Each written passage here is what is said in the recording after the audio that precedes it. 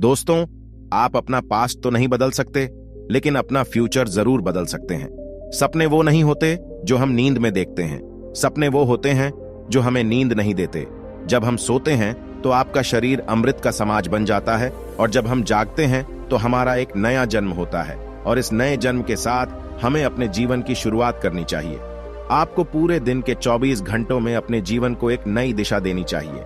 जीवन में सबसे खूबसूरत और सबसे ज्यादा प्रभावित करने वाला समय सुबह का होता है, और आप जो सुबह की आदतें अपनाते हैं वह आपका पूरा दिन ही नहीं बल्कि आपके पूरे जीवन को प्रभावित करती हैं। जीवन और आपके लक्ष्य पर सकारात्मक प्रभाव पड़ता है। सुबह की आदतें जीवन की सफलता और असफलता में महत्वपूर्ण भूमिका निभाती हैं।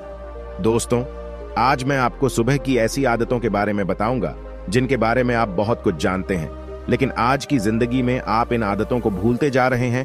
इसे न अपनाएं। अगर आप सुबह की इन आदतों को अपना लेते हैं तो आप अपने आप को पूरी जिंदगी बदल सकते हैं और अपने जीवन में सब कुछ हासिल कर सकते हैं। जीवन, क्योंकि आपकी आदतें आपका भविष्य बनाती हैं। एक बार महात्मा बुद्ध अपने आश्रम में अपने सभी शिष्यों को उपदेश दे रहे थे। वे सुबह अपने शिष्यों को अपने जीवन की आदतों के बारे में बता रहे थे। बुद्ध कहते हैं कि आज मैं आपको बताऊंगा कि क्या अपनाकर आपकी तरह की आदतें आपके हर दिन और आपके पूरे जीवन को बेहतर बना सकता है। तब गौतम बुद्ध अपने शिष्यों से कहते हैं कि जब सूरज उगता है तो हमें उगते सूरज के साथ उड़ना चाहिए। जब हम ऐसा करने के लिए बाहर जाते हैं तो ये किरणें पूरी प्रकृति को ऊर्जा प्रदान करती हैं, और हमें भी उस ऊर्जा का लाभ उठाना चाहिए। पहली आदत में हम कहते हैं कि हमारा बीता हुआ कल कैसा भी हो, हमें अपने आज की शुरुआत सकारात्मक विचारों के साथ करनी चाहिए। हमें उन लोगों के बारे में अच्छा सोचना चाहिए जिन्होंने हमारे मुश्किल समय में हमारी मदद की और जो हमारे साथ बड़े हुए। हमें उस परमपिता परमेश्वर का धन्यवाद करना चाहिए जिसने हमें यह स्वस्थ शरीर दिया है, नहीं राखी। हम खुद चल सकते हैं, हम सुन सकते हैं, हम इस प्रकृति की सुंदरता देख सकते हैं, हम पक्षियों की चहचहाहट सुन सकते हैं, हम बहती नदियों की आवाज सुन सकते हैं। बहुत से लोगों ने यह सब देखा भी नहीं है जो हम आज देख सकते हैं, सुन सकते हैं, क्योंकि वे करते हैं आंखें नहीं हैं। कुछ लोगों ने सुना नहीं होगा क्योंकि वे अपने कानों से सुन नहीं सकते। बहुत से लोग चल भी नहीं सकते क्योंकि उनके पास आंखें नहीं हैं। हमें भगवान का आभार व्यक्त करना चाहिए कि उन्होंने हमें इस योग्य बनाया है कि हम अपना काम स्वयं कर सकते हैं। हमें किसी और पर निर्भर नहीं रहना पड़ता, जबकि कई लोगों को चलने के लिए भी दूसरों का सहारा लेना पड़ता है। वे दूसरों पर आश्रित होते हैं। हमें अपने आसपास की उन चीजों के प्रति आभारी होना चाहिए जो हमारे जीवन को इतना सुंदर बनाती है। ये रंग बिरंगे फूल जो हमें सुगंध देते हैं, ये नदी जो हमें पीने का पानी देती है, ये पेड़ पौधे जो हमें शुद्ध हवा और फल देते हैं, ये सब हमें मिलते हैं। प्रकृति की ओर से ही हमें इन सब के प्रति आभार व्यक्त करना चाहिए। हमें इन सभी का धन्यवाद करना चाहिए। इन सभी ने मिलकर हमारे जीवन को सुंदर बनाया है। इसके बाद महात्मा बुद्ध सुबह की दूसरी आदत में अपने शिष्यों से कहते हैं कि हमें ध्यान करना चाहिए। हमारी मन के अंदर कई तरह के विचार चल रहे होते हैं। हमारी मन का एक विचार राहत पैदा करता है। हम नहीं चाहते, फिर भी कोई ना कोई विचार हमारी मन में चला जाता है, और इन्हीं विचारों के कारण हम तनावग्रस्त हो जाते हैं। हमें लगता है कि हमें इन विचारों को शांत करना होगा, और हम इन विचारों को ध्यान के माध्यम से हिला सकते हैं।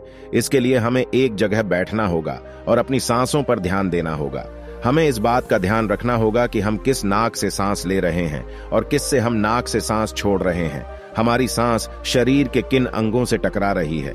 भटकना बंद हो जाता है, और जब हमारी मन एक जगह केंद्रित हो जाती है तो हमारी मन को एक नई ऊर्जा मिलती है, और वही ऊर्जा हमारे पूरे दिन को उत्साह से भर देती है।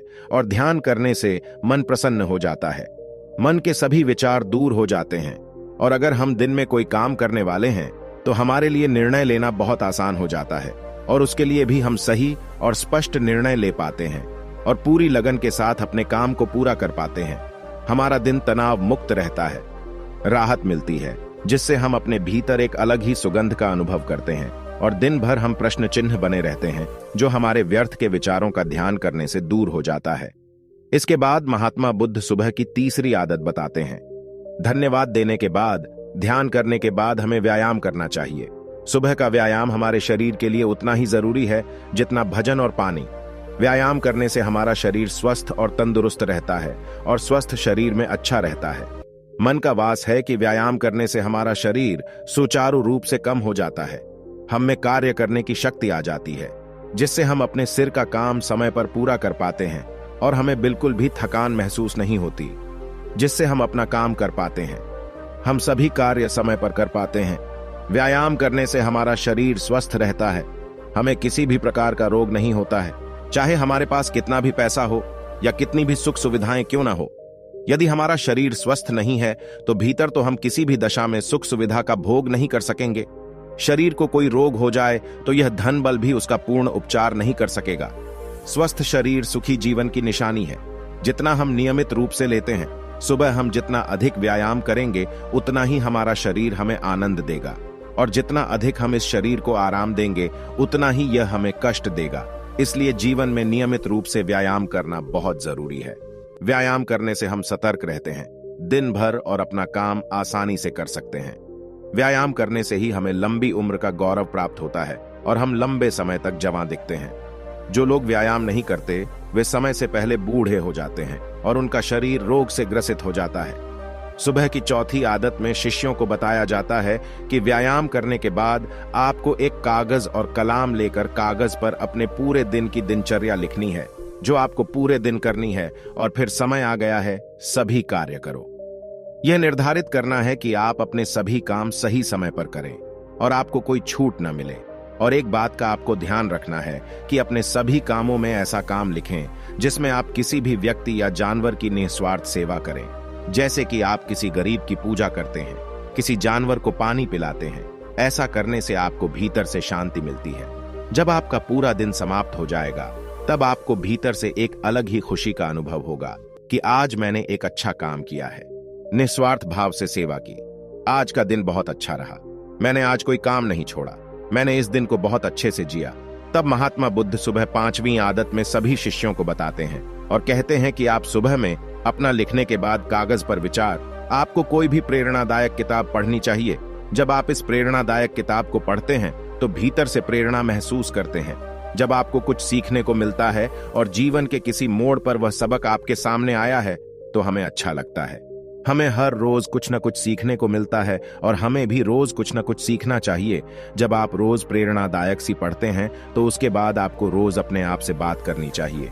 हम रोज दूसरों से बात करते हैं लेकिन हमें खुद से बात करने का कभी मौका नहीं मिलता। इसलिए हमें खुद को समय देना चाहिए, क्योंकि आपको आपसे बेहतर कोई नहीं समझ सकता। इसलिए आप खुद पर ध्यान दें और खुद से कहें कि मैं बहुत खुश हूं और मैं वह सब कर रहा हूं जो मैं कुछ भी कर सकता हूं। यह मेरे लिए नामुमकिन नहीं है। मैं अपने जीवन की हर समस्या को दूर कर सकता हूं। जो ठाना है उसे पूरा कर सकता हूं। हर हाल में उसका पालन करूंगा। इसके बाद गौतम अपने शिष्यों से कहते हैं कि सुबह की ये छोटी छोटी आदतें आपके जीवन को एक नई दिशा देंगी। जब आप अपने दिन की शुरुआत इन नई आदतों से करेंगे तो आपका हर दिन बेहतर होगा और आप हमेशा खुश और स्वस्थ रहेंगे। लेकिन इन आदतों को अपने जीवन में शामिल कर हम अपने जीवन को खुशहाल बना सकते हैं और अपने लक्ष्य को प्राप्त कर सकते हैं। दोस्तों, आशा करता हूं कि आपको इस वीडियो से बहुत कुछ सीखने को मिला होगा। इस वीडियो में बस इतना ही। मिलते हैं अगली वीडियो में। जब तक अपना ख्याल रखिएगा। धन्यवाद।